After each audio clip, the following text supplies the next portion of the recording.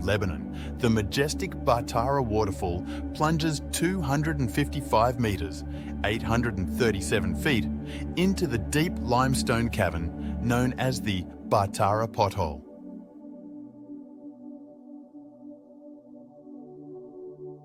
Over millions of years, erosion shaped three naturally occurring limestone bridges through which this waterfall, sometimes referred to as the Bridges Chasm, flows.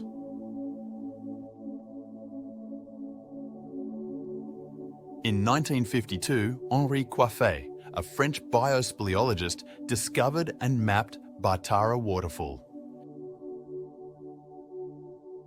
In the spring, snow melts and improves flow, making it beautiful. This unusual geological structure provides an unforgettable look into Lebanon's prehistoric natural past, making it a must-visit location for adventurers and nature lovers.